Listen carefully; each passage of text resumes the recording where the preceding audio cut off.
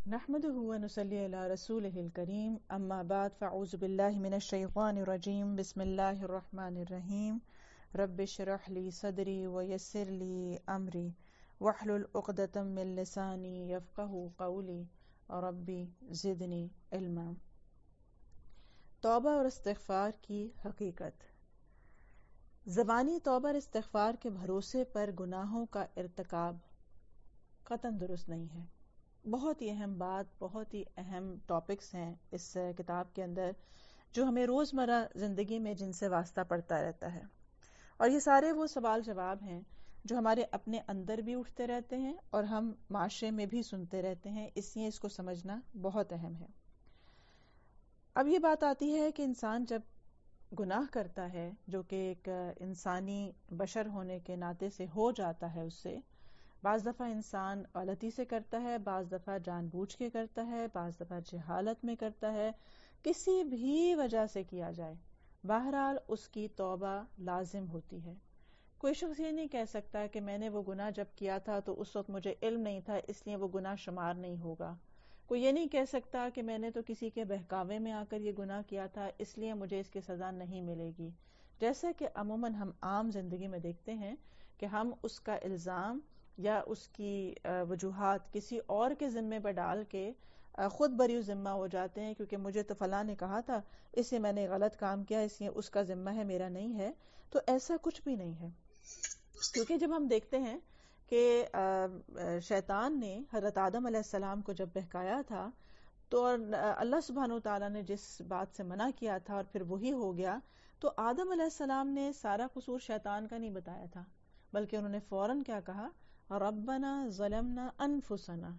کہ یہ ہم نے ظلم کیا اپنے نفسوں کے اوپر، کیونکہ ہمیں کوئی لاکھ بہکاتا، کوئی لاکھ وجہ بنتی، ہمیں اللہ سبحانہ وتعالیٰ کے حق میں کمی نہیں کرنی چاہیے تھی۔ تو اس سے سب سے پہلے تو یہ بات لازم پکڑ لیں کہ جب گناہ ہو کسی بھی وجہ سے ہو، اس کا اقرار کرنا ضروری ہے، اور جب انسان اس کا اقرار کرتا ہے تو ہی وہ توبہ کی طرف آ سکتا ہے۔ اور توبہ میں پھر مختلف مراحل ہیں کہ بعض توبہ زبانی کرنی ہوتی ہے، مثلا توبہ استغفار کی جائے، تسبیحات جو بتائی گئیں وہ کی جائے، بعض اوقات توبہ کے ساتھ کسی کا حق بھی ادا کرنا ہوتا ہے جو لیا، پھر اسی طرح بعض اوقات توبہ کے ساتھ صدقہ بھی کرنا پڑتا ہے، بعض دفعہ توبہ کے ساتھ وہ اللہ سبحانہ وتعالیٰ کے حق میں جو کمی کی تھی اس کے جواب میں کوئی اور نیکی بھی کرنی پڑتی ہے،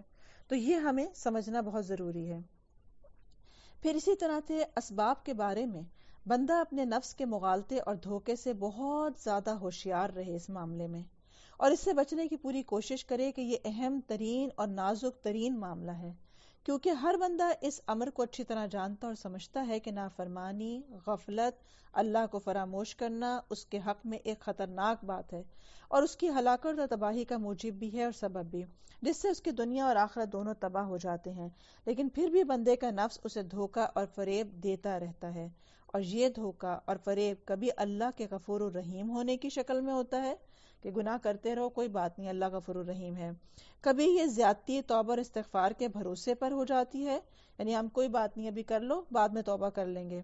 اسی طرح سے کبھی ادنا درجے کے مستحبات کے بھروسے پر ہوتی ہے کہ اس میں کیا حرج ہے، اس میں اتنا کچھ نہیں ہے نا، کر لیں تو بھی ٹھیک ہے، اور کبھی علم اور منزلت کے غرور پر ہو جاتی ہے، کبھی تقدیر کی آڑ لے کر ہو جاتی ہے کہ بس تقدیر میں لکھا تھا جو ہونا تھا ہو گیا، کبھی اپنے ہی جیسے لوگوں کو دلیل بنایا جاتا ہے کہ سب کرتے ہیں،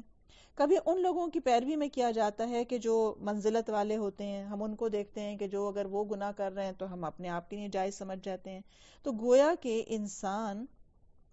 یہ سمجھتا ہے کہ وہ جو اپنے آپ کو دھوکہ دے رہا ہے کسی بھی وجہ سے وہ اسے نجات دلا دے گا۔ اسی طرح سے بعض لوگ سارے کام کرنے کے بعد 100 دفعہ سبحان اللہ و بحمدہ پڑھ لیا کرتے ہیں اور کہتے ہیں اس سے سارے گناہ معاف ہو جائیں گے، کیونکہ حدیث میں آیا ہے جو آدمی ایک دن میں 100 مرتبہ سبحان اللہ و بحمدہ پڑھ لیا کرے گا اس کے سارے گناہ معاف ہوں گے، اگرچہ وہ سمندر کے جھاگ کے برابر ہی کیوں نہ ہو۔ گویا وہ اس حدیث کو کا جو مطلب اصل مفہوم ہے اس سے ہٹا کر خود اپنے آپ کے لیے ایک دھوکہ کرتا ہے۔ اگر اس قسم کے لوگوں پر گناہوں اور گناہوں کے انہماک پر ملامت کی سرزنش کی جائے، یعنی ان کو بتایا جائے کہ آپ غلط کر رہے تھے، تو وہ اللہ تعالیٰ کی وسعت رحمت اور عفو درگزر، اس کی مغفرت اور اس کی امید کی ساری حدیثیں اور آیتیں بیان کرتے رہتے ہیں جو کچھ ان کے پاس ہوتا ہے، اور یہ بتانے کی کوشش کرتے ہیں کہ اللہ تعالیٰ معاف کرنے والا ہے، ہم جیسی بھی زندگی گزاریں۔ اسی طرح بعض لوگ کہتے ہیں کہ اللہ کریم اور بخشش کرنے والا ہے، تو پھر جس قدر بھی ہو سکے گناہ کر لو کیونکہ اللہ تو معاف کر دے گا۔ اور بعض یہ کہتے ہیں کہ گناہوں سے اجتناب کرنا اللہ تعالیٰ کی وسعت رحمت اور وسعت عفو درگزر کے سے بے خبری ہے، یعنی آپ گناہوں سے اگر بچ بچ کے چل رہے ہیں، اس کا مطلب ہے کہ آپ کا کانسیپٹ اللہ کے معاف کرنے کے اوپر اتنا نہیں ہے، تو یہ بھی ایک طرح کا دھوکہ ہے۔ بہت سے لوگ ملیں گے جو مسئلہ خیر و قدر سے اپنا تعلق اور رشتہ جوڑ بیٹھتے ہیں اور صاف کہتے ہیں کہ بندہ اپنے افعال اور اعمال میں بالکل بے اختیار ہے، اب اس سے جو کچھ ہو جاتا ہے وہ اس کی تقدیر تھی، یعنی جو گناہ بھی ہوتے ہیں وہ تقدیر کا حصہ ہیں۔ انہی لوگوں میں سے بعض لوگ وہ کہتے ہیں کہ ایمان صرف تصدیق قلب کا نام ہے اور اعمال کو ایمان سے کوئی تعلق اور واسطہ نہیں ہے۔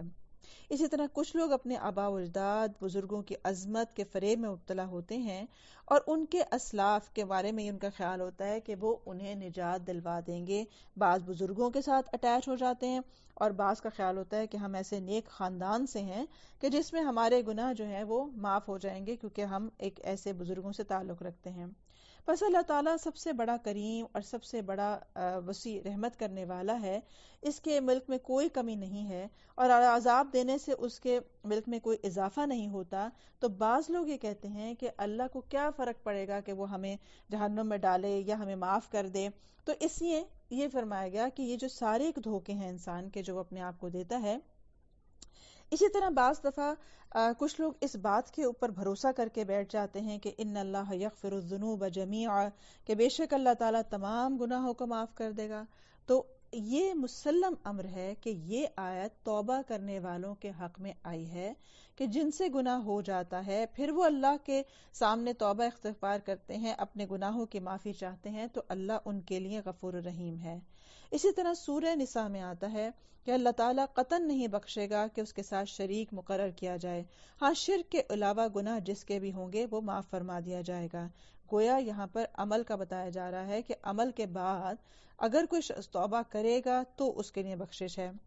اسی طرح سے قرآن میں آتا ہے کہ یا ایھا الانسان ما غرک بربک الکریم، کہ اے انسان تجھے کس چیز نے اپنے رب کے بارے میں دھوکے میں ڈالا ہوا ہے۔ اب بندے کا غرور اور دھوکا، بندے کا اپنا نفس اسے دھوکا دیتا ہے،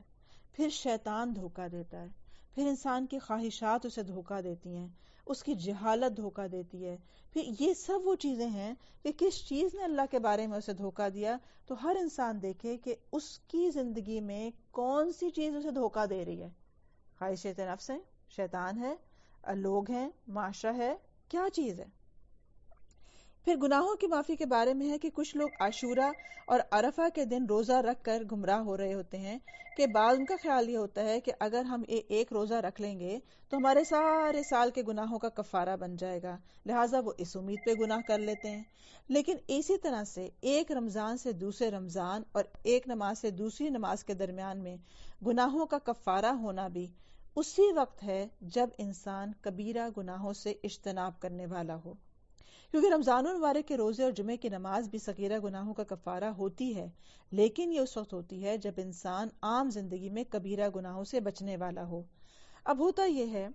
کہ رمضان یا جمعہ یا کوئی بھی ایسی چیز اور پھر انسان کا گناہوں سے بچنا، یہ سب چیزیں، یہ دو چیزیں، تین چیزیں مل کر اس کی قوت کو، جو بخشش کی قوت ہے یا توبہ کی جو قوت ہے، اس کو بڑھا دیتی ہیں۔ اسی لیے آپ دیکھیں کہ رمضان میں پھر انسان کے اندر کیا چیز پیدا ہو جاتی ہے؟ رمضان کا ہونا جو بخشش کا مہینہ، تقویٰ کا ہونا، پھر روزے سے ہونا، گناہوں سے بچنا، توبہ استغفار کرنا۔ یہ ہے کہ جب انسان جب ان سب چیزوں کو جمع کر لیتا ہے تو اس کی توبہ کی قوت زیادہ ہو جاتی ہے۔ سورہ نساء میں آتا ہے کہ اگر تم ان بڑے گناہوں سے بچتے رہو جن سے تم کو منع کیا جاتا ہے تو ہم تمہارے چھوٹے گناہ معاف کر دیں گے، یعنی صغیرہ گناہ کو اللہ تعالیٰ معاف کرے گا۔ اسی طرح سے اللہ تعالیٰ کے ساتھ حسن ظن کا ہونا۔ اب بعض لوگ اس حدیث قدسی پہ بھروسہ کر لیتے ہیں کہ میں اپنے بندے کے ساتھ اپنے متعلق اس کے حسن ظن کے مطابق سلوک کرتا ہوں، جیسا وہ چاہے وہ مجھ سے گمان رکھے، یعنی میں اپنے بندے کے گمان کے ساتھ ہوتا ہوں۔ اب بعض لوگ اس کا معنی یہ لیتے ہیں کہ اگر میں اللہ سے گمان یہ کروں کہ اللہ تعالیٰ مجھے بخش دے گا، معاف کر دے گا، جنت میں لے جائے گا، چاہے میں گناہ گار ہی کیوں نہ ہوں، بس میرا گمان ہے تو اس کا مطلب ہے میں جنت میں جاؤں گا. اور اگر میرا گمان یہ ہے کہ اللہ مجھے جہنم میں ڈالے گا تو اللہ مجھے جہنم میں ڈالے گا کیونکہ میرا اس کے ساتھ یہ ہے معاملہ. تو ایسی بھی بات نہیں ہے، کیونکہ یہ بھی دھوکہ دینا ہے. کیونکہ اس میں سمپل سی بات یہ ہے کہ انسان اپنے عمل کے ساتھ ہے. اگر انسان وہ اعمال کرتا ہے جس کے اوپر جنت کی بشارت ہے تو یہ ہے کہ آپ اللہ سبحانہ و تعالیٰ سے نیکی کر کے حسن ظن کر سکتے ہیں کہ میں نے یہ نیک عمل کیا، اللہ تعالیٰ مجھے جنت میں لے جائے گا. لیکن گناہ کرنے کے بعد انجام وہی ہے جو قرآن نے بیان کیا ہے، اور قرآن جو ہے حسن ظن یا حسوء ظن کے بارے میں بھی وضاحت کرتا ہے، قرآن ہی ہے. اسی طرح اللہ سبحانہ تعالیٰ کے ساتھ وہی آدمی حسن ظن اور زیادہ سے زیادہ نیک گمان رکھ سکتا ہے جو جتنا زیادہ فرما بردار ہے. یعنی نیکی کرنے کے بعد یہ گمان رکھنا کہ اللہ مجھے معاف کر دے گا، یہ حسن ظن کا معنی ہے. بس وہ شخص جو اللہ سے بھاگتا ہے، اس کے تمام ناراضگی کے کام کرتا ہے، اسی طرح سے اس کے فرامین کو ٹھکرا دیتا ہے، حقوق الہی کی توہین اور ناقدری کرتا ہے، جہاں اس نے جس چیز کو حرام کہا ہے اسے معمولی سمجھتا ہے، اپنی خواہشات کی پیروی کرتا ہے، تو ایسے شخص کے بارے میں کیسے کہا جا سکتا ہے کہ اس کا اللہ سے حسن ظن ہوگا اور پھر اللہ تعالیٰ اسے بخش بھی دے گا؟ تو یہ خود اللہ سبحانہ تعالیٰ کی اپنی کہی ہوئی باتیں ہیں، رسول کی اپنی کہی ہوئی باتیں ہیں کہ حسن ظن جو ہے وہ کہاں کہاں کام کرتا ہے اور کب اللہ تعالیٰ گناہوں کو بخشنے والا ہے. اسی طرح سے آتا ہے سورہ فصلت میں، اور تمہاری اسی بدگمانی نے جو تم نے اپنے رب سے کر رکھی تھی تمہیں ہلاک کر دیا، اب آخر تم ضیاءکار یا نقصان اٹھانے والوں میں سے ہو گئے ہو. کیونکہ جو شخص اللہ سبحانہ وتعالیٰ کی معرفت رکھتا ہے، قرآن کو سمجھتا ہے، وہ اچھی طرح جان سکتا ہے کہ اللہ سبحانہ وتعالیٰ کا مقصود کیا ہے اعمال کے بعد توبہ اور پھر حسن ظن میں. جب یہ لوگ یہ خیال کرتے ہیں کہ اللہ تعالیٰ ان کے بہت سے اعمال اور افعال سے بے خبر ہے، ایک کانسیپٹ یہ ہوتا ہے کہ اللہ کو نہیں پتہ چلے، کیوں کسی کو نہیں پتہ چلا کہ کیا ہوا. اسی طرح ہم چھپ کے وہ کام کرتے ہیں، یا تنہائی میں بیٹھ کر فحاشی دیکھ لیتے ہیں، یا چیٹنگ کر لیتے ہیں، چھپی دوستیاں رکھ لیتے ہیں. کیا سوچ کے؟ صرف یہی سوچ کے کہ کوئی بات نہیں، اللہ تعالیٰ کو نہیں پتہ چلا کیونکہ لوگوں کو نہیں پتہ چلا. تو جب ایک شخص جو ہے اس کے دل میں یہ بات ہوتی ہے کہ وہ اللہ سبحانہ وتعالیٰ، اس کی حاضری ہو گیا اللہ کے سامنے، پھر وہ اللہ تعالیٰ میری ساری باتیں سن رہا ہے، وہ میرے عمل کی باز پرس بھی کرے گا، اور وہ ہے کہ غضب الہی کے مواقع پر ایک وہ شخص ہے جو غضب الہی یا نافرمانی کے ہر کام کر رہا ہے. ان دونوں میں بڑا فرق ہے. تو اصل بات یہ ہے کہ انسان کا دھوکہ اس کی غلط آرزویں ہوتی ہیں، یعنی اپنی مرضی کرنا، اور آرزو یہ ہونا کوئی بات نہیں. نبی صلی اللہ علیہ وسلم ہماری شفاعت کر دیں گے اور ہم سب چلے جائیں گے، آخر کار کو تو ہم جہنم سے نکالے ہی جائیں گے. تو یہ ایک مومن کے لیے سمجھنا بہت ضروری ہے اپنے آپ کے نجات کے لیے کہ اصل معاملہ ہے کیا. اسی طرح سے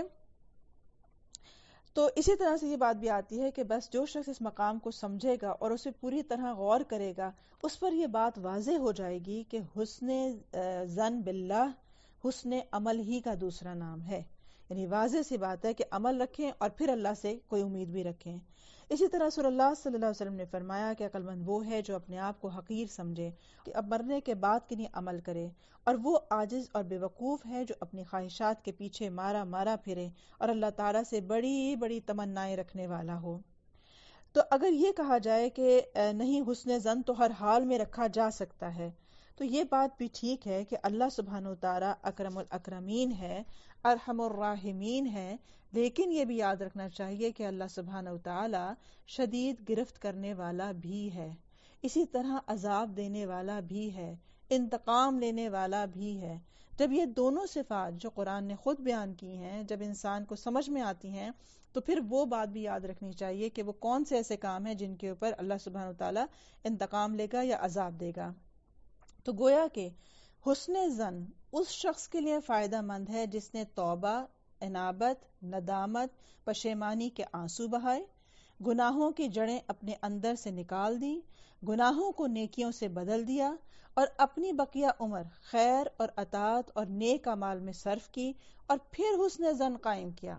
تو حسن ظن کی صحیح ترین صورت اور واقعی حقیقت یہی ہے، اور پہلی صورت جو بیان کی گئی ہے وہ حسن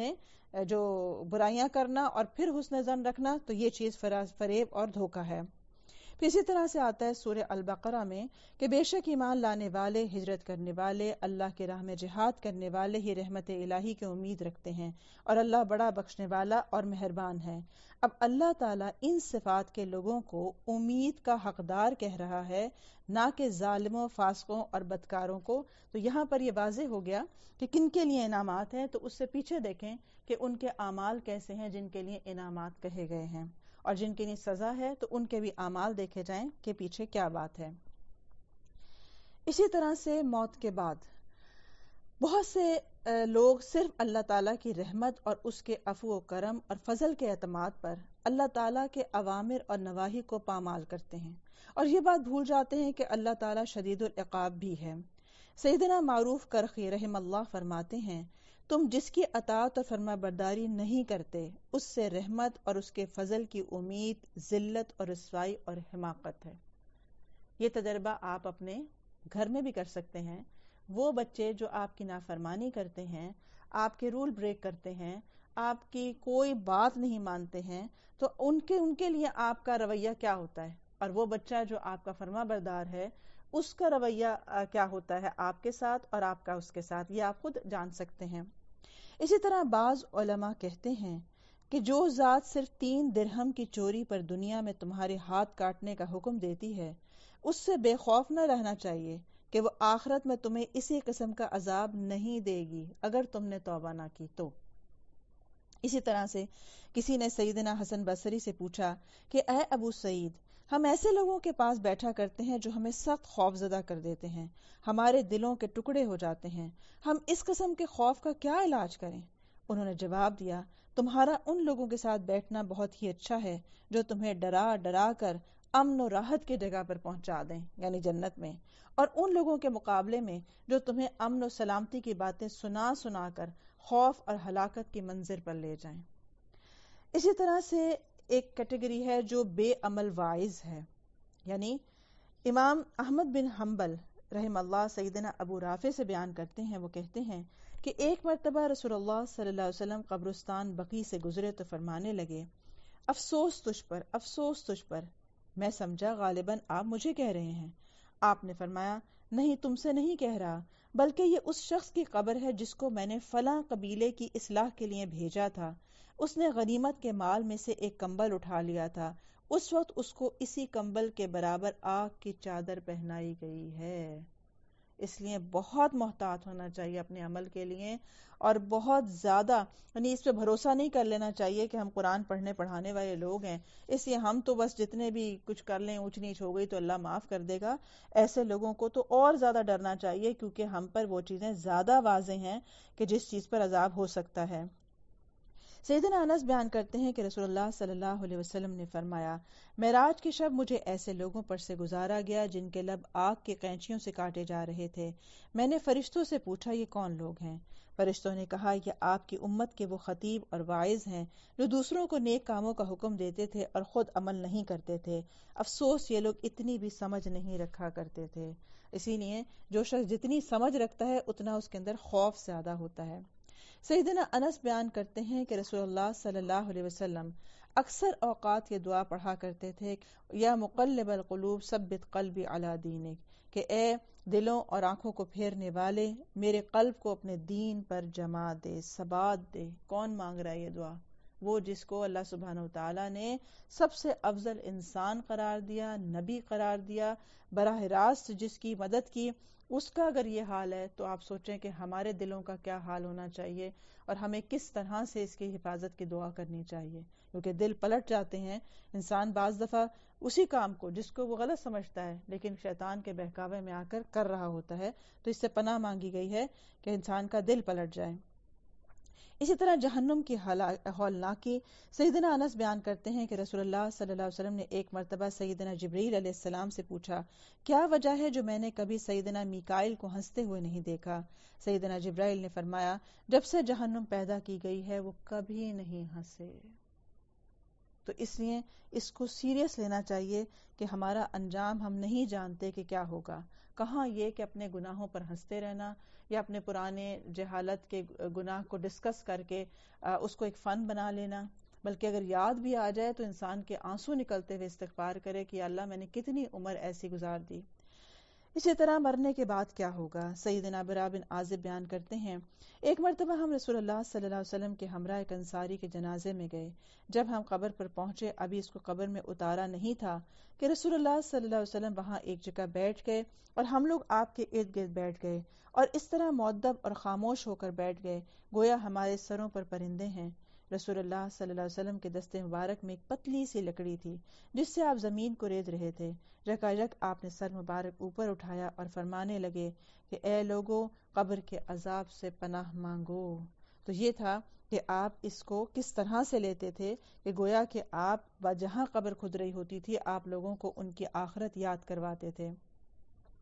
اسی طرح سے موت کے بعد کا پورا منظر بیان کیا جاتا ہے کہ جب کسی مومن کی روح نکالی جاتی ہے تو اسے نیکی کے فرشتے لے جاتے ہیں، اس کے اندر سے خوشبو آ رہی ہوتی ہے، اس کے لیے جنت کی کھڑکی کھول دی جاتی ہے اور پھر وہ اس کو وہاں آرام کے لیے لٹا دیا جاتا ہے. اسی طرح جب کافر مرتا ہے تو وہاں پر سیاہ فام فرشتے آتے ہیں جو غلیظ کمبل میں اس کو لپیٹ کر لے جاتے ہیں اور اسی طرح اس کے لیے سجین ہمیشہ کے لیے لکھ دی جاتی ہے جو کہ ایک قید خانہ ہے اور زمین کے نیچے کا قید خانہ ہے. اور اسی لیے آتا ہے کہ سورہ الاعراف میں کہ نہ تو ان کے لیے آسمان کے دروازے کھولے جائیں گے اور نہ ہی وہ جنت میں داخل ہونے پائیں گے یہاں تک کہ سوئی کے ناکے سے اونٹ گزر جائے. تو یہ بڑا ہی واضح ہے کہ دونوں کا انجام بالکل اپوزٹ ہے. یہ سوچنا، کیونکہ دنیا میں جب ہم مل جل کے رہ رہے ہوتے ہیں ہم کہتے ہیں ہاں نہ تو سارے کر رہے ہیں تو کیا فرق پڑتا ہے، یہ بھی وہ کھاتا ہے اچھا، وہ بھی اچھا کھاتا ہے، یہ بھی بڑے گھر میں رہتا ہے وہ بھی بڑے گھر میں رہتا ہے، تو ہمیں کوئی فرق نہیں لگتا اس چیز میں. لیکن آپ دیکھیں کہ انسان کی آنکھ بند ہونے کی دیر ہے کہ جب اس کا ٹھکانہ اسی وقت ڈیسائیڈ ہو جائے گا کہ اسے کہاں جانا ہے. پھر بات تو اس کے بعد تو جو انجام ہوگا وہ تو ہے ہی ہے. اسی لیے حضرت عثمان رضی اللہ عنہ بہت زیادہ روتے تھے جب آپ قبر پہ سے گزرتے تھے، کیونکہ وہ فرماتے تھے کہ جس کا یہ منزل پار ہو گئی امید ہے کہ اس کے آگے بھی منزلیں پار ہو جائیں گی. تو اس لیے قبر کے لیے اسپیشل دعا نبی صلی اللہ علیہ وسلم ہر نماز میں مانگا کرتے تھے کہ اللہ تعالیٰ عذاب قبر سے اور حشر سے کے عذاب سے محفوظ فرمائے. سیدنا انس بیان کرتے ہیں کہ ہم ایک مرتبہ رسول اللہ صلی اللہ علیہ وسلم کے ہمراہ کہیں جا رہے تھے. یکایک آپ کی نگاہ ایک مجمع پر پڑی. آپ نے فرمایا یہ کون لوگ ہیں، کیوں جمع ہوئے ہیں؟ جواب دیا گیا قبر کھود رہے ہیں. یہ سن کر آپ گھبرائے اور نہایت تیز رفتاری سے صحابہ سے آگے ہوئے اور قبر تک پہنچے اور گھٹنوں کے بل بیٹھ گئے. میں آپ کے سامنے کھڑا ہو گیا کہ دیکھوں آپ کیا کرتے ہیں. آپ وہاں اس قدر روئے کہ آنسوؤں سے زمین تر ہو گئی. اس کے بعد آپ ہماری طرف متوجہ ہو کر فرمانے لگے میرے بھائیوں ایسے دن کی تیاری کر لو. کیونکہ ایک اور جگہ پر آتا ہے کہ آپ نے فرمایا کہ میں نے اس سے زیادہ خوفناک منظر نہیں دیکھا جو قبر کی جگہ ہے. اللہ تعالی ہم سب کی اور کل کی قبروں کو جنت کے باغ عطا کرے. اسی طرح خوف الہی کا ہونا. تو سیدنا ابو ذر بیان کرتے ہیں کہ رسول اللہ صلی اللہ علیہ وسلم نے فرمایا جو میں دیکھتا ہوں تم نہیں دیکھتے، جو میں سنتا ہوں تم نہیں سنتے. آسمان فرشتوں کے بوجھ سے کراہ رہا ہے اور اس کا کراہنا حق بجانب ہے. کوئی 4 انگلیوں کے بقدر بھی جگہ ایسی نہیں ہے جہاں فرشتے سجدے میں گر کر اللہ کی تسبیح اور تقدیس نہ کرتے ہوں. لوگوں جو میں جانتا ہوں اگر تم جان لو تو تم ہنسنا چھوڑ دو اور بہت زیادہ روتے ہی رہو اور عورتوں کے ساتھ بستروں پر لذت اندوز ہونا ترک کر دو اور گھروں سے باہر نکل کر راستوں اور میدانوں میں بھاگتے پھرو اور اللہ ہی کی طرف جھک جاؤ اگر تمہیں وہ پتہ ہو جائے جو میں جانتا ہوں، جس طرح کہ آپ نے شروع میں بات کہی. سیدنا جابر بیان کرتے ہیں کہ سیدنا سعد بن معاذ کا انتقال ہوا تو ہم رسول اللہ صلی اللہ علیہ وسلم کے ہمراہ جنازے میں شریک ہوئے. جب آپ نے جنازے کی نماز پڑھ لی اور انہیں قبر میں اتارا گیا اور قبر برابر کر دی گئی تو آپ دیر تک سبحان اللہ پڑھتے رہے. آپ کے ساتھ ہم بھی یہی کہتے رہے. پھر آپ نے اللہ اکبر کہنا شروع کیا، ہم بھی یہی کہتے رہے. بعد میں رسول اللہ صلی اللہ علیہ وسلم سے دریافت کیا گیا کہ آپ نے پہلے سبحان اللہ پڑھا پھر اللہ اکبر پڑھا، کیا وجہ ہے؟ آپ نے فرمایا اللہ کے اس بندے پر قبر تنگ ہو گئی تھی، بعد میں اللہ تعالیٰ نے اس کو فراخ کر دیا تھا۔ تو یہ ہے وہ چیز کہ کوئی بھی شخص جو جاتا ہے تو اس کو زمین تنگ ہوتی ہے اس کے اوپر، لیکن جو مومنین ہیں ان کی قبر کو کشادہ کر دیا جاتا ہے۔ رسول اللہ صلی اللہ علیہ وسلم نے فرمایا، قولوا حسبنا اللہ ونعم الوکیل علی اللہ توکلنا، لوگو تم یہ پڑھا کرو کہ اللہ تعالیٰ ہمارے لیے کافی ہے اور وہ اچھا وکیل ہے، اور ہم نے اللہ تعالیٰ ہی پر بھروسہ کیا ہے، یعنی دنیا میں بھی اور آخرت میں بھی۔ اسی طرح سورج کی تپش ہوگی قیامت کے دن۔ آپ نے فرمایا قیامت کے دن سورج اس قدر قریب ہوگا کہ اس کے سورج کے اور انسان کے درمیان میں 1 میل کا فاصلہ ہوگا، اور اس کی گرمی اتنی ہوگی کہ اس سے لوگوں کے دماغ کھولنے لگیں گے، اور اس طرح کھولنے لگیں گے جس طرح چولہے پر ہنڈیاں کھولتی ہے۔ لوگ اپنے اپنے گناہوں کے مطابق پسینے میں غرق ہوں گے، کسی کے گھٹنوں تک، کسی کی پنڈلیوں تک، اور کچھ ایسے بھی ہوں گے جو کمر تک ڈوبے ہوئے ہوں گے، اور کچھ ایسے بھی ہوں گے جو منہ تک ڈوبے ہوئے ہوں گے۔ کیوں؟ کیونکہ اور انسان کا پسینہ کون سا ہوگا؟ جیسے اس کے گناہ ہوں گے۔ اسی طرح موت کو ذبح کر کے موت دے دی جائے گی۔ یا رسول اللہ صلی اللہ علیہ وسلم نے فرمایا، جب جنتی لوگ جنت میں داخل ہو جائیں گے اور جہنمی لوگ جہنم میں چلے جائیں گے تو موت کو جنت و دوزخ کے درمیان لا کر کھڑا کیا جائے گا اور اسے ذبح کر دیا جائے گا۔ اس کے بعد اللہ کا منادی پکارنے والا پکارے گا کہ اے جنت والو تمہارے لیے ہمیشہ کے لیے جنت ہے اور موت نہیں ہے، اے دوزخ والو تمہارے لیے ہمیشہ کے لیے جہنم ہے، اب موت نہیں ہے۔ یہ سن کر جنتی لوگوں کی مسرت اور بڑھ جائے گی، دوزخیوں کا رنج اور غم اور زیادہ ہو جائے گا۔ کتنی بڑی سزا ہے اور کتنا بڑا انعام ہے اس کے لیے کہ انسان کو ہمیشہ کی سکھ اور چین مل جائے۔ کوئی بھی قیمت ادا کرنی پڑ جائے تو آج ادا کر دیں اس کے لیے، اور اپنے نفس کے دھوکے میں نہ آئیں اور شیطان کے دھوکے میں نہ آئیں، کیونکہ انسان کو زندگی گزارتے ہوئے لگتا ہے ہم کبھی نہیں جا سکتے، ہم نہیں کبھی جائیں گے، ابھی بڑا ٹائم ہے، ابھی تو بہت کچھ ہوگا۔ تو اس سے نکل آئیں، کیونکہ انسان کا جو لمحہ گزر رہا ہے وہ اس کے فیصلہ کر رہا ہے اس کے آر یا پار ہونے کا۔ اس لیے ہر لمحے میں دیکھیں، ہر لمحے میں یہ جانا جائے کہ میں اس لمحے میں جنت سے قریب ہوئی یا جہنم سے قریب ہوئی، اور پھر اس کے بعد فیصلہ کریں اپنے لائف کا۔ تو یہ زندگی جو ہے یہ سالوں پر نہیں، لمحوں میں گزاریں، تب جا کے انسان اپنی اصلاح کر سکتا ہے۔ اسی طرح حرام کا عبرتناک انجام ہے۔ جس نے 10 درہم میں کوئی کپڑا خریدا اور اس میں سے 1 درہم بھی حرام کا تھا، تو جب تک یہ کپڑا اس کے جسم پر ہوگا اللہ تعالیٰ اس کی نماز کو قبول نہیں فرمائے گا۔ اسی طرح سے فرمایا گیا ہے کہ چھوٹے چھوٹے گناہوں سے بھی تم اپنے آپ کو بچاؤ، کیونکہ جب چھوٹے چھوٹے گناہ زیادہ ہو جاتے ہیں تو وہ انسان کو ہلاک کر دیتے ہیں۔ اس لیے کسی بھی گناہ کو معمولی نہ سمجھا جائے، کسی بھی، اور اگر گناہ ہو جائے تو فوراً استغفار کی جائے، کیونکہ 6 گھڑیاں فرشتہ اپنے قلم روکے رکھتا ہے۔ یہ کون سی 6 گھڑیاں یہ اللہ ہی جانتا ہے کہ وہ کیا ہے، لیکن روکے رکھتا ہے کہ ہو سکتا ہے کہ یہ شخص توبہ کر لے، اور اگر وہ شخص توبہ کر لے تو پھر اس کو وہاں پہ گناہ نہیں تصور کیا جاتا۔ پھر اسی طرح سے پل صراط، سیدنا ابو ہریرہ بیان کرتے ہیں کہ رسول اللہ صلی اللہ علیہ وسلم نے فرمایا، جہنم پر پل کھڑا کیا جائے گا اور سب سے پہلے اس پر سے میں گزروں گا۔ اس روز تمام پیغمبروں کی یہ دعا ہوگی کہ اللہم سلم اللہم سلم۔ پل کے دونوں جانب ببول کے کانٹوں کی مانند کانٹے ہوں گے، لوگ اپنے اپنے اعمال کے مطابق ان سے الجھیں گے، یعنی جو جس کا عمل تھا وہ خود ہی اڑ جائے گا اس کے اندر۔ بعض صحیح سالم نکل جائیں گے، بعض زخمی ہو کر پار ہوں گے اور نجات پائیں گے۔ پھر جب اللہ تعالیٰ بندوں کے فیصلے سے فارغ ہوں گے اور ان بندوں کو جن پر وہ رحم کرنا چاہتا ہے اور وہ کلمہ شہادت لا الہ الا اللہ کی شہادت دینے والوں میں سے ہیں، تو فرشتوں کو حکم دے گا کہ ان لوگوں کو جہنم سے نکال لو۔ فرشتے ان کو سجدوں کے نشانوں سے پہچانیں گے۔ اب یہاں پر بھی دیکھیں عمل، جو نماز ہی نہ پڑھتا ہو اس کو کس چیز سے نکالیں گے؟ اب فرشتے ان کو سجدوں کے نشانوں سے پہچانیں گے، کیونکہ اللہ تعالیٰ نے سجدوں کے اثر کو جلانا حرام، آگ پر حرام کیا ہے۔ یہ نشانیاں دیکھ دیکھ کر فرشتے ان کو باہر نکالیں گے۔ اس وقت ان کا حال یہ ہوگا کہ ان کی کھالیں جل چکی ہوں گی۔ فرشتے ان پر ماء الحیات، آب حیات ڈالیں گے، جس سے ان کو دوبارہ زندگی حاصل ہوگی۔ اسی طرح سے ریاکار کا انجام کیا ہے؟ قیامت کے دن سب سے پہلے 3 قسم کے لوگوں کا فیصلہ کیا جائے گا، ایک شہید کا، ایک عالم اور قرآن سیکھے سکھائے کا، اور ایک سخی کا کہ جس کو اللہ تعالیٰ نے فراخی کے ساتھ نعمتیں دیں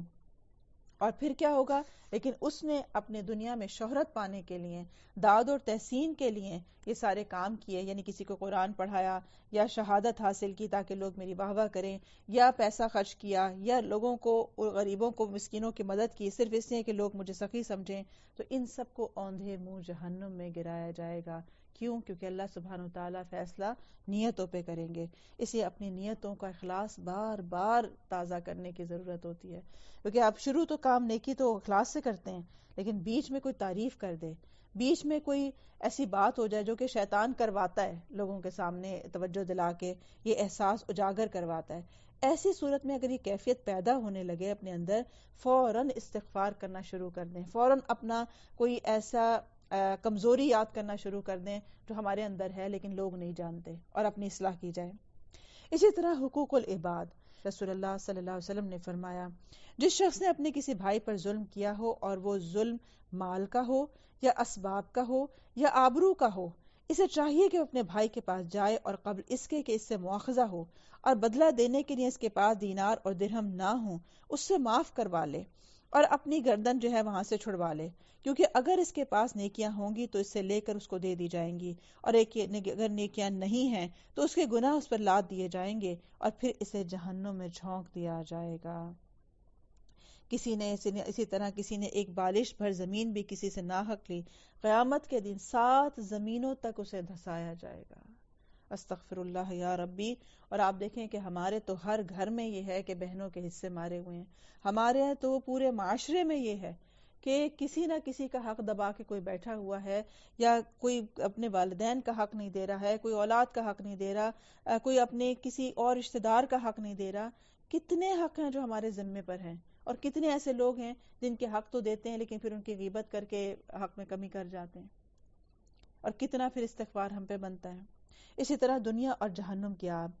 رسول اللہ صلی اللہ علیہ وسلم نے فرمایا کہ جو آگ تم دنیا میں جلاتے ہو یہ جہنم کی آگ کے 70 حصوں میں سے ایک حصہ ہے۔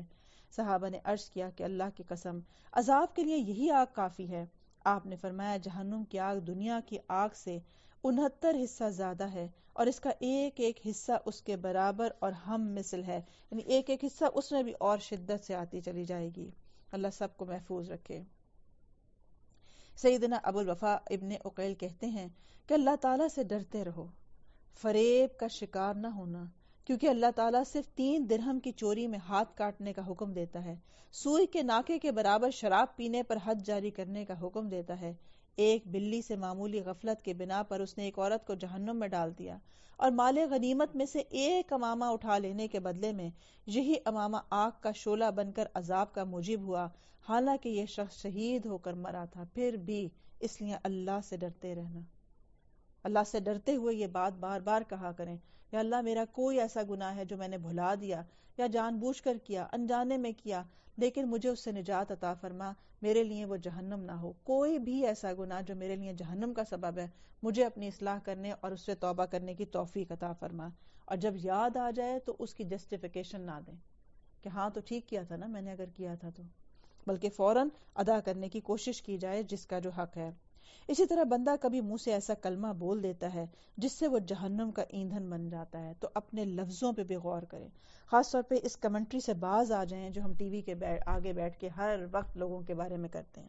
یا اسی طرح ہر وقت رشتہ داروں کے بارے میں کرتے ہیں، یا اور کچھ نہیں تو اپنے شوہر کے بارے میں کرتے رہتے ہیں، بچوں کے بارے میں، ملازم کے بارے میں کرتے رہتے ہیں، ان سے بھی بچیں۔ گناہگار اور مال و متاع کی حقیقت، اللہ کی نعمتوں کے سلسلے میں بھی دھوکہ ہے، اور بہت سے دھوکے کھانے والے لوگ مال و دولت اور اللہ کی دنیاوی انعامات کے مغالطے میں آ جاتے ہیں اور یہ سمجھنے لگتے ہیں کہ اللہ نے اگر مجھے دنیا میں اتنا کچھ دے رکھا ہے اس کا مطلب ہے کہ اللہ تعالیٰ مجھ سے راضی ہے اور میں اسے محبوب ہوں۔ اسی طرح رسول اللہ صلی اللہ علیہ وسلم نے ارشاد فرمایا، جب تم دیکھو کہ اللہ تعالیٰ کسی ایسے بندے کو دنیا دیتا ہے جو گناہوں میں ڈوبا ہوا ہے تو سمجھ لو کہ یہ استدراج اور اس کی ڈھیل ہے۔ تو اس لیے کبھی یہ نہیں سمجھنا چاہیے کہ اللہ نے مجھے اتنا نوازا ہے تو میں ہوں تو کسی قابل تو نوازا ہوا ہے،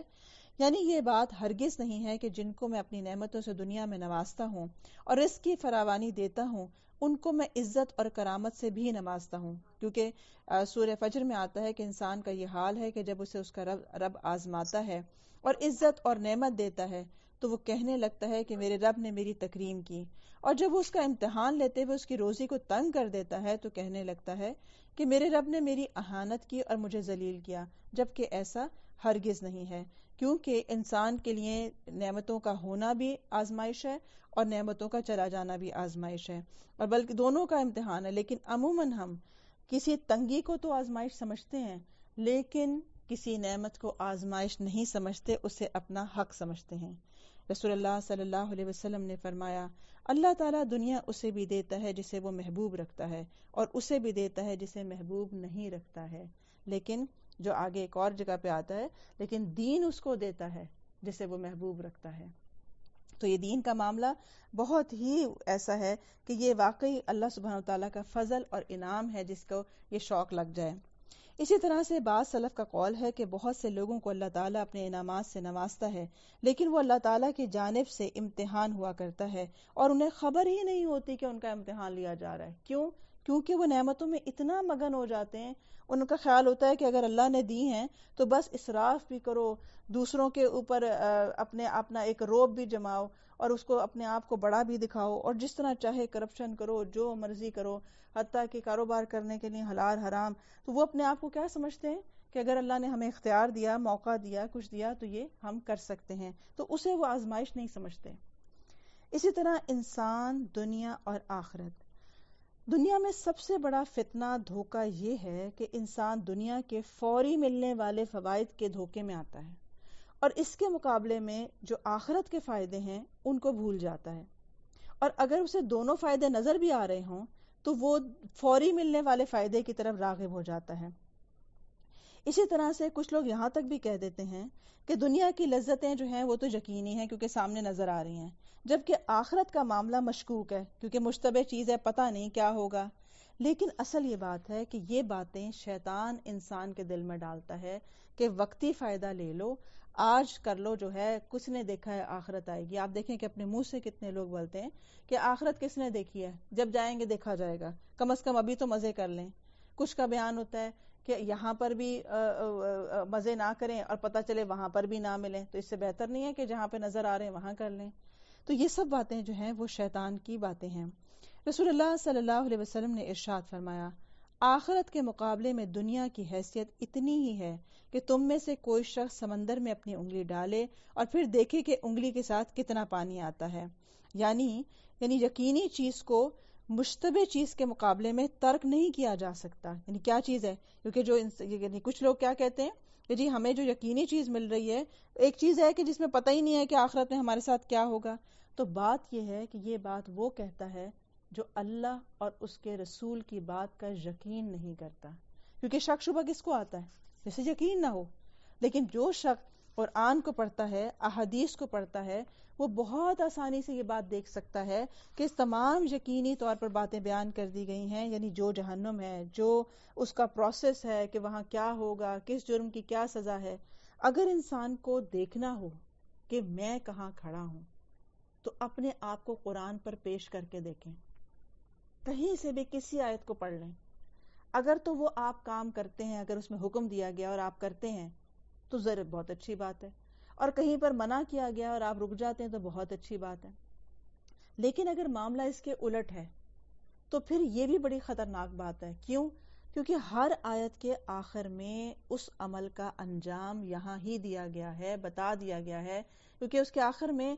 کیٹیگری بھی بتا دی گئی ہے کہ کہیں پر لفظ آتا ہے منافقین، کہیں لفظ آتا ہے مومنین، کہیں لفظ آتا ہے متقین، اور پھر ان کے انجام بھی ساتھ ساتھ بتا دیے جاتے ہیں. تو اس لیے اس دھوکے سے ہمیں نکلنے کی ضرورت ہے کہ ہمیں کیا پتا کہ کل ہمارے ساتھ کیا ہوگا. ہاں، کسی کو نہیں پتا ہمارے ساتھ کیا ہوگا. اسی وجہ سے تو ہم محنت کرتے ہیں، اسی وجہ سے تو ہم استغفار کرتے ہیں، اسی وجہ سے ہم اپنی نیکیوں کو کافی نہیں سمجھتے ہیں. تو اس لیے اپنے آپ کو یہ سمجھانا کہ ہم جو کچھ بھی کر رہے ہیں اس کا انجام وہی ہے جو اللہ نے بتا دیا ہے، آج ہو یا 1400 سال پہلے ہو. اسی لیے اللہ تعالیٰ پچھلی اقوام کی مثالیں بار بار دیتے ہیں کہ یہ دیکھا جائے کہ کسی دور میں بھی اللہ کا جو کلمہ تھا وہ نہیں بدلا ہے. جو ایمان لانے والے تھے نجات پا گئے، چاہے وہ دنیا میں جتنا مرضی انہوں نے مشکلات کاٹی ہوں، لیکن آخر کار آخرت کے حساب سے کامیاب رہے۔ اسی طرح سے جو لوگ دنیا میں نافرمانی کرتے رہے اور دنیا میں چاہے وہ جتنی مرضی بادشاہت کی زندگی بھی گزار کے گئے، لیکن انجام کے اعتبار سے جو تھا وہ خسارے میں رہے۔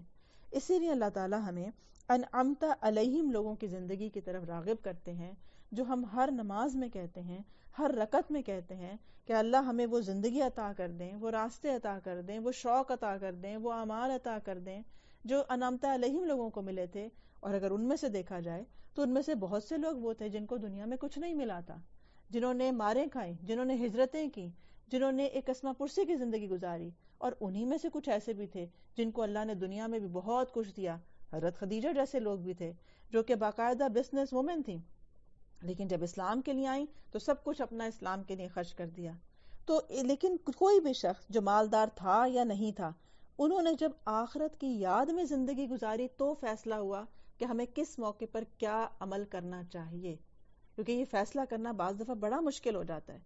کہ میں دنیا کی طرف چلی جاؤں یا آخرت کا فیصلہ کروں۔ تو جس کو یہ فیصلہ کرنا آ جائے بیسیکلی وہی نجات کے رستے پر ہے۔ اسی طرح حسن ظن اور عمل صالح۔ حسن ظن کیا ہے؟ حسن ظن وہ ہے جو انسان کو عمل صالح پر آمادہ کرے۔ حسن ظن وہ نہیں ہے جو انسان کو نافرمانی پر ابھارے، یعنی کوئی بات نہیں، اللہ غفور الرحیم ہے، یہ حسن ظن رکھنا اور اس کے بعد اپنی گمراہی پر نکل جانا، یہ حسن ظن نہیں ہے۔ حسن ظن اور فریب کا فرق یہ واضح ہونا ضروری ہے۔ حسن ظن وہ صحیح اور حق ہے جو بندے کو عمل صالح کی طرف لے کر جائے اور پھر عمل صالح کے لیے وہ اس کی کوشش کو کھینچ لائے، کیونکہ عمل صالح کیسے ہوتا ہے؟ محنت سے ہوتا ہے، خواہش نفس کے خلاف جانے سے ہوتا ہے، اپنی نیندیں قربان کرنے سے بعض دفعہ ہوتا ہے، بعض دفعہ سردی میں وضو کرنے سے کے ساتھ وابستہ ہوتا ہے۔ تو اسی طرح سے اگر کوئی حسن ظن انسان کو گناہ کی طرف لے جائے، سستی کی طرف لے جائے، بد عملی کی طرف لے جائے، تو یہ فریب ہے، دھوکہ ہے۔ ایسے میں اپنے آپ کو سمجھنے کی ضرورت ہوتی ہے کہ یہ صرف شیطان کی ایک تھپکی ہے۔ اسی طرح سے حقیقت یہ ہے کہ حسن ظن رجا اور امید ہی کا نام ہے، اور رجا اور امید وہی صحیح ہے جو انسان کو اللہ کی اطاعت کی طرف زیادہ سے زیادہ آگے بڑھا سکے۔ اور ایسی امید سراسر دھوکہ ہے جس سے اگر ایک شخص بہت سی زمین رکھتا ہے، اس سے شادابی اور پیداواری کی امید بھی رکھتا ہے، مفید بھی ہونا چاہتا ہے، لیکن وہ زمین پہ کوئی کام نہیں کرتا، اسے بیکار چھوڑ دیتا ہے، نہ پانی دیتا ہے، نہ بیج لگاتا ہے، تو آپ ایسے شخص کو کتنا عقل مند سمجھیں گے؟ کیونکہ اس کے اندر حسن ظن ہے کہ اللہ ایک دن اگر چاہے گا تو اس زمین کو سیراب کر دے گا۔ تو یہ بات سمجھ میں نہیں آتی ہے۔ بالکل اسی طرح دین میں بھی یہ بات سمجھ میں نہیں آتی کہ کوئی شخص جو ہے کوئی عمل نہ کرے، اللہ کی اطاعت نہ کرے، جہاں نافرمانی سے روکا گیا وہاں رکنا جاتا ہو، جب نماز کا حکم آتا ہو تو سوتا رہتا ہو، اور اس کے بعد یہ کہے کہ مجھے اللہ سے امید ہے کہ وہ غفور الرحیم ہے، تو یہ بات کسی طور بھی درست نہیں ہے۔ سورہ بقرہ میں آتا ہے کہ جو لوگ ایمان لائے اور انہوں نے اللہ کی راہ میں ہجرتیں بھی کی اور جہاد بھی کیے، یہی لوگ اللہ کی رحمت کی امید لگائے بیٹھے ہیں۔ اب یہاں پھر غور کیا جا سکتا ہے، نمبر 1 ایمان لانا عمل ہے، پھر اللہ کی راہ میں ہجرت کرنا عمل ہے، پھر جہاد کرنا عمل ہے، اس کے بعد اللہ کی رحمت کی امید لگائی جا رہی ہے۔ تو اسی طرح سے نیکی کی توفیق مانگنا بھی اللہ کی رحمت سے ہی ہے۔ اس سے اگر کبھی ایسا لگے کہ مجھ سے ہوتا نہیں ہے، یا اندر خوف بھی ہے میرے کہ اللہ تعالیٰ مجھے بخشے، اگر میں نافرمانی کروں گی تو سزا ملے گی، لیکن پھر رغبت ہوتی ہے اسی طرف، پھر بار بار گناہ کی طرف جاتے ہیں، اور اسی طرح سے نیکی کرنے کا دل چاہتا ہے لیکن ہوتا نہیں ہے، دل نہیں کھلتا اس کے لیے، تو اس سب کے لیے اللہ تعالیٰ سے استغفار کرتے رہیں، کیونکہ استغفار ایسی کنجی ہے کہ جو بند دروازے کھول دیتی ہے، چاہے دل کے دروازے بند ہوں، عمل کے دروازے بند ہوں، رزق کے دروازے بند ہوں، یہ ہر طرح کی کنجی ہے۔ لہٰذا استغفار کر کے اللہ تعالیٰ سے توفیق مانگیں کہ اللہ مجھ سے یہ گناہ چھڑا دے، یا توفیق مانگیں یا اللہ میرے دل کو دین پر ثبات دے دے، یا توفیق مانگیں کہ یا اللہ میرا نیکی کرنے کا موقع بھی ہوتا ہے، میں کر بھی سکتی ہوں لیکن میرے ہاتھ سے نکل جاتی ہے، تو اس کے راستے میں جو حائل رکاوٹ ہے اسے سمجھنے کی ضرورت ہے کہ مجھ سے نیکی سلپ کیوں ہوتی ہے، کیوں توفیق نہیں ملتی، کہیں کوئی میرا گناہ تو حائل نہیں ہے، کیونکہ بعض دفعہ انسان کا کوئی گناہ ہی حائل ہو رہا ہوتا ہے۔ اس لیے اللہ سے اپنا تعلق جو ہے وہ اچھے سے اچھا کرنا. اسی طرح یہ غور کریں کہ اللہ رب العزت تو اس آیت میں ان لوگوں کو امید کا مستحق قرار دے رہے ہیں جو اللہ کی اطاعت کرنے والے ہیں، تو رحمت الہی بھی انہی کے لیے ہے. لیکن جو شخص خلاف ورزی کرتا ہے پھر اسے بھی اللہ تعالیٰ سے کی اسی بات کے پر جانا چاہیے کہ جو نافرمانی کرنے کے نتیجے میں عذاب ہے، اسے اس بات کا بھی اتنا یقین ہونا چاہیے جتنا اس کو اللہ کی رحمت کا یقین ہے.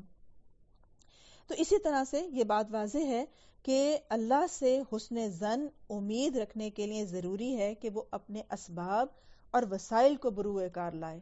محنت کرے، کوشش کرے اور پھر اللہ تعالیٰ سے حسن ظن رکھے. اسی طرح امید اور رجا کے لیے 3 باتیں ہیں. یہ بات سمجھ لینا بہت ضروری ہے کہ کسی چیز کو امید اور رجا کے لیے 3 چیزیں لازم اور ضروری ہیں. نمبر 1، اس چیز کی محبت لازمی ہے. دوسرا، اس کے فوت ہونے کا خوف اور اندیشہ بھی ہو، اور یہ کہ اس کے حصول کے حتی الامکان کوشش بھی کی جائے. جس امید میں یہ 3 باتیں نہ ہوں اس کو امید نہیں کہہ سکتے، وہ محض ایک امانی ہے.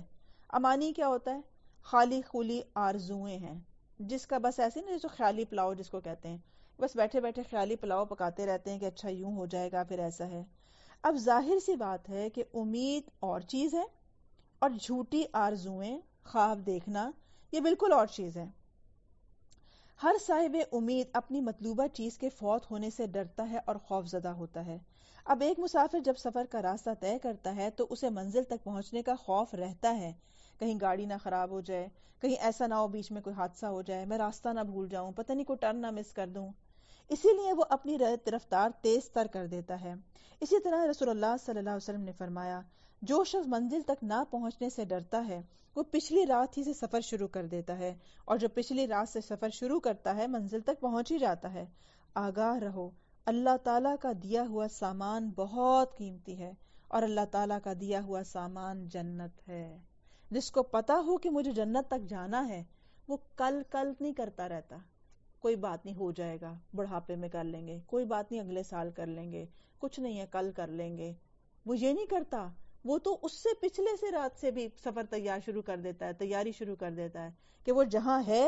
آج سے شروع کر دیتا ہے، اسی لمحے سے شروع کر دیں، آج ابھی ارادہ یہ شروع ہو جائے کہ انشاءاللہ میں اس کے بعد اللہ تعالیٰ کی نافرمانی نہیں کروں گی، اس کے بعد میں اللہ تعالیٰ کی بات مانوں گی، اور جو کچھ ہے، اور پھر ان ارادوں کے ساتھ اللہ سے مدد مانگتے رہیں. اسی طرح اللہ تعالیٰ نے جس طرح اعمال صالح والوں کے لیے امید ضروری کی ہے، اسی طرح ان کے لیے خوف اور ڈر کا بھی ہونا ضروری قرار دیا ہے. کیونکہ خوف اور امید جب 2 چیزیں ہوتی ہیں تو اسی کا نام ایمان ہے، اور اسی سے انسان عمل صالح کر پاتا ہے. اگر یہ 2 چیزیں نکال دی جائیں تو اگر خوف نکال دیں تو بھی آپ عمل نہیں کر سکتے، اگر امید نکال دیں اور خوف اتنا بڑھ جائے انسان کے اندر تو بھی وہ کوئی کسی کام کے قابل نہیں رہتا. خوف اور امید کے درمیان میں رہنا یعنی اپنی سے عمل کرنا، اپنی اللہ سے اس امید سے عمل کرنا کہ اللہ تعالیٰ کا جو وعدہ ہے وہ سچا ہے، اور پھر عمل کرنے کے بعد اس خوف میں رہنا کہ اللہ تعالیٰ ایسا نہ ہو کہ میرے عمل کو رد کر دے، اور یہ بھی امید رکھنا کہ اللہ تعالیٰ قبول فرما لے گا.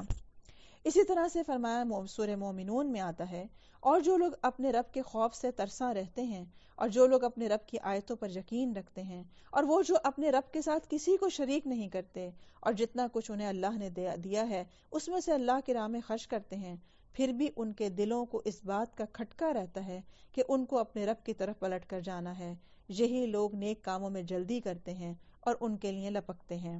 سیدہ عائشہ فرماتی ہیں کہ رسول اللہ صلی اللہ علیہ وسلم سے میں نے اس آیت کے متعلق پوچھا کہ یا رسول اللہ، ایسے لوگ کون ہیں؟ کیا یہ لوگ وہ ہیں جو شراب پیا کریں، زنا کیا کریں یا چوری کیا کریں؟ آپ نے جواب دیا، اے صدیق کی بیٹی، نہیں، ایسے لوگ نہیں، بلکہ وہ لوگ جو روزے رکھتے ہیں، نماز پڑھتے ہیں، صدقہ دیتے ہیں، اور پھر ڈرتے ہیں کہ کہیں ان کے اعمال مقبول نہ ہوں، یعنی رد نہ کر دیے جائیں، اور یہی لوگ خیر اور بھلائی میں جلدی کیا کرتے ہیں.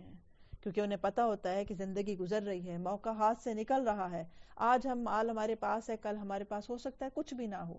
آپ اپنے بزرگوں کو دیکھ سکتے ہیں جن کے بینکوں میں لاکھوں ہی پڑے ہوں، لیکن کوئی ان کو جو دیکھ رہا ہوتا ہے کوئی ان کے ہاتھ پہ لا کے لاکھوں نہیں رکھ دیتا کہ آئیں آپ جو ہیں وہ اب صدقہ کریں، اب خیرات کریں. بعض لوگ اپنی ہی چیزوں پہ سے اختیار کھو دیتے ہیں.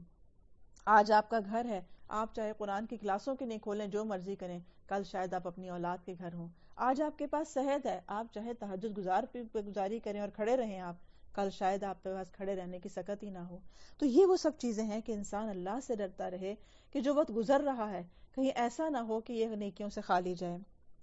اسی طرح یہ بات بھی آتی ہے کہ صحابہ کے آنسو، اگر کوئی صاحب بصیرت صحابہ کرام کے حالات پر غور کرے تو اسے معلوم ہوگا کہ صحابہ کرام کس درجہ عمل صالح سے مزین تھے، پھر بھی وہ کس درجہ اللہ سے ڈرتے تھے، اور ایک ہم ہیں کہ باوجود انتہا درجے کی کوتاہی کے بھی بالکل بے خوف اور نڈر ہیں۔ یہ ہماری غلط فہمی کے سوا، دھوکے کے سوا کچھ نہیں ہے۔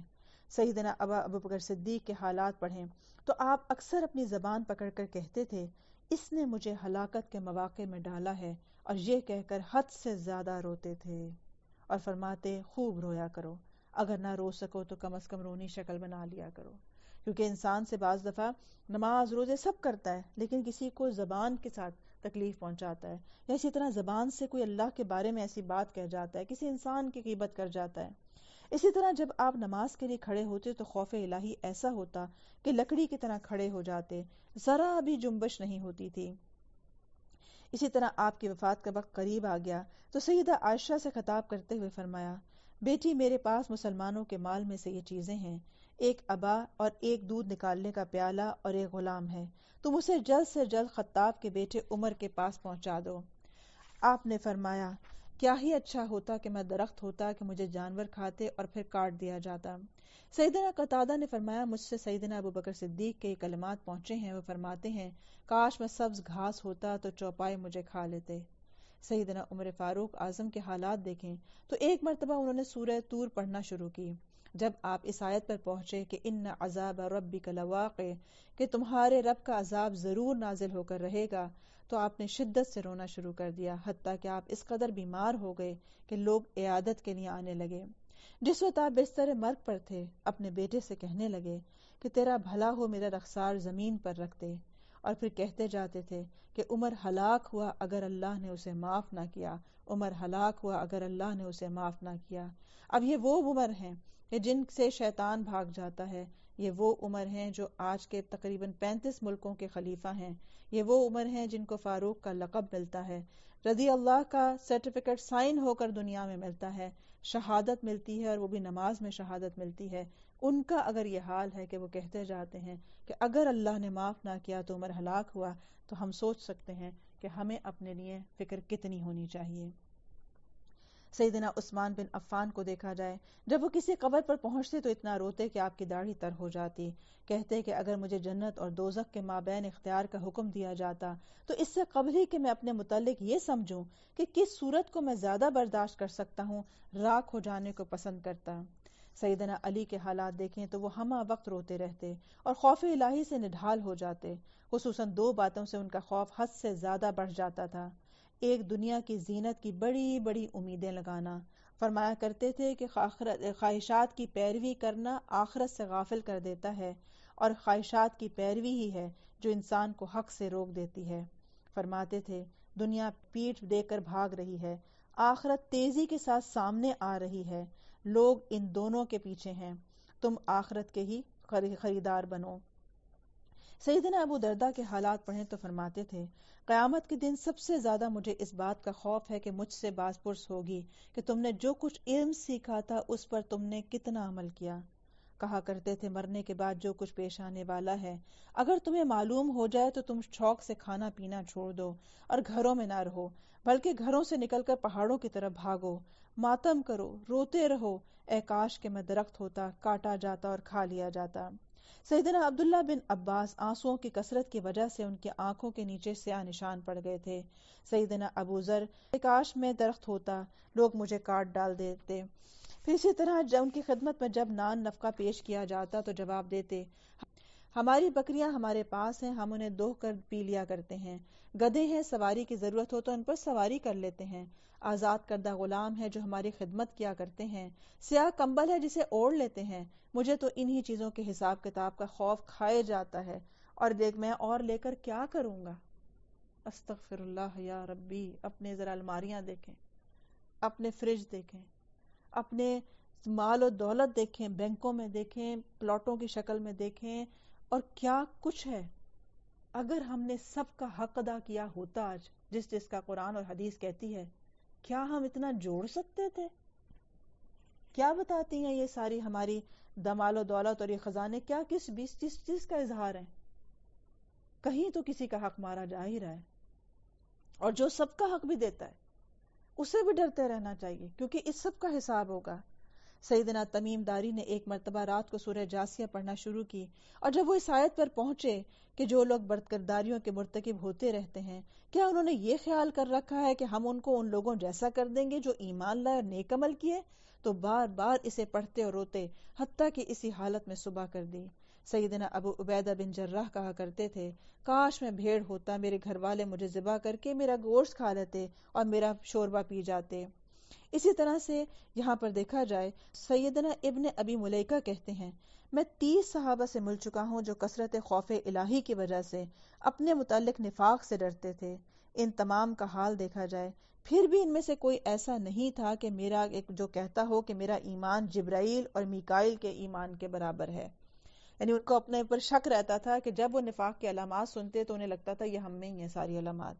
سیدنا حسن فرماتے ہیں، یہ مومن ہی اللہ تعالیٰ سے ڈرتا ہے، منافق نہیں ڈرتا. سیدنا عمر بن خطاب سیدنا حذیفہ سے کہتے تھے، میں تمہیں اللہ کی قسم دے کر پوچھتا ہوں، کیا رسول اللہ نے منافقوں میں میرا نام گنوایا تھا؟ وہ کہتے نہیں، لیکن تمہارے سوا کسی اور کی صفائی نہیں پیش کروں گا، کیونکہ وہ ایک راز تھا جو ایک صحابی کو بتایا گیا تھا کہ منافقین کون ہیں. اگر اپنا جائزہ لیں، ہمیں یہ پتا چلتا کہ فلاں کے پاس منافقین کی لسٹ ہے، تو ہم باقی سب کی خبر لینے جاتے یا اپنے بارے میں شک کرتے؟ یہ ہیں وہ ہمارے اسلاف، یہ ہیں وہ انعمت علیہم لوگ کہ جن کے کردار سے ہم سیکھ سکتے ہیں کہ کس طرح وہ نیکیاں کرنے کے بعد بھی اللہ تعالیٰ سے ڈرتے رہتے تھے. اور اس لیے کوشش کریں کہ دن رات چلتے پھرتے استغفار کی عادت بنا لیں. دنیا کو چھوڑ دیں، ان کی فکریں کرنا، ان کا تذکرہ کرنا، اپنے اوپر فوکس کریں. جتنا اپنے آپ کو سوچیں گے، اپنے گناہوں کو یاد کریں گے، اتنا زیادہ آپ گروم کرتے چلے جائیں گے اور اپنی برائیوں سے نکلتے چلے جائیں گے. تو اپنی فکر کریں، آخرت کی فکر کریں، اللہ سے مدد مانگتے رہیں اور ڈرتے رہیں. ہم نہیں جانتے ہمارا انجام کیا ہوگا. اللہ سبحانہ وتعالی ہم سب کو حسن خاتمہ عطا فرمائے، ہمیں گناہوں سے توبہ کرنے والوں میں اور سحری کے اوقات میں توبہ کرنے والوں میں شامل فرمائے. وآخر دعوانا ان الحمد للہ رب العالمین. سبحانک اللہم وبحمدک، اشہد ان لا الہ الا انت، استغفرک واتوب الیک. بارک اللہ فیکم. السلام علیکم ورحمۃ اللہ وبرکاتہ.